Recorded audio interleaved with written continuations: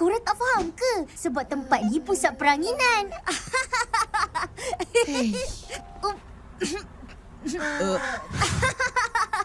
A few moments later. Pilih betul hati saya.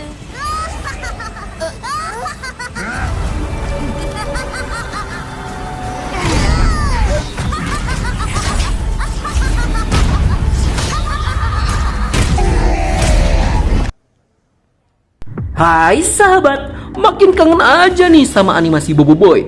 Padahal baru aja kemarin beres Bobo Boy Galaxy Winara.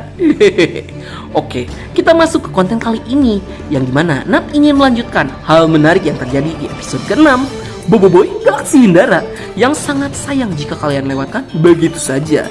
Oke, jadi karena udah beres iklannya, mending langsung saja kita mulai. Bobo Boy Galaxy Gentar episode 1 Gilang Ngebot. Hal menarik episode 6 part 3. Let's check this out. Yeay!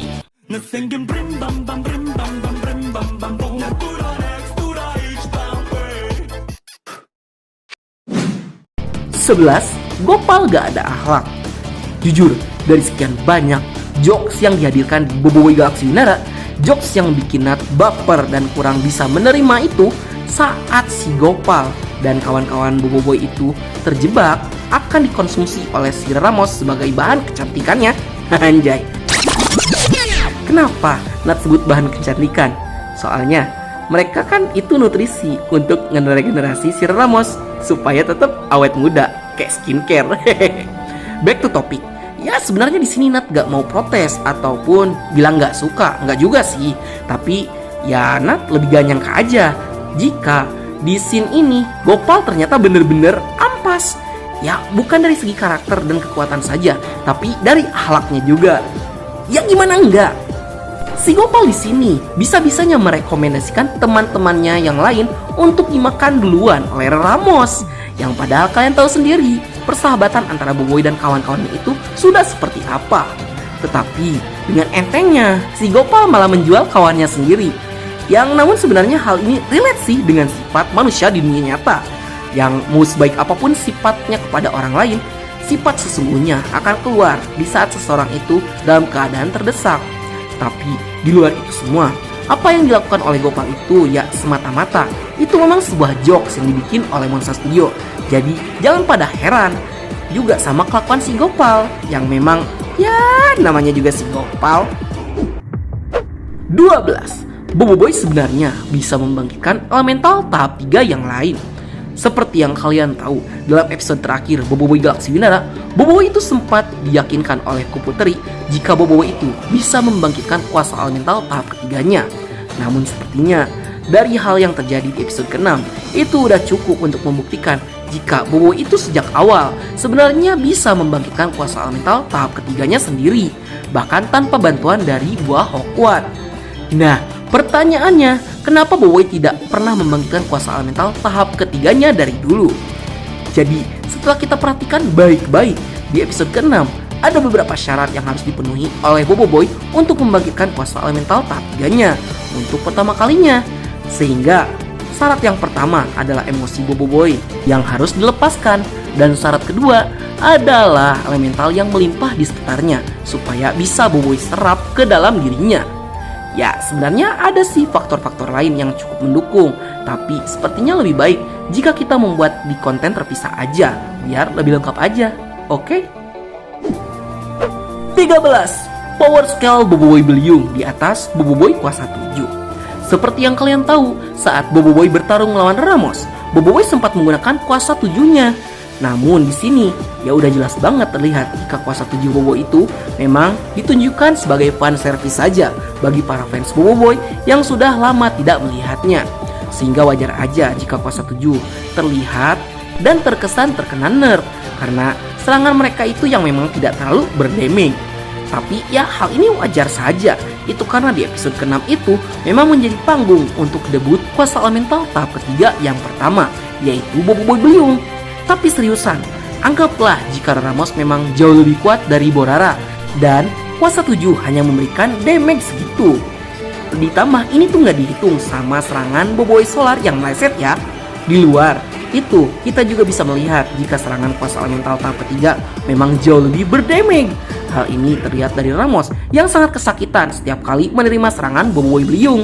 Yang padahal sebelumnya dia diserang oleh 6 kuasa elemental aja, dia masih sanggup bertahan. Sehingga di sini kita bisa menyimpulkan jika kuasa elemental tahap 3 itu memang jauh melampaui kuasa elemental tahap kedua, bahkan kuasa 7 sekalipun. 14. Boboiboy berhasil meniru jurus kupu-kupu Maripos.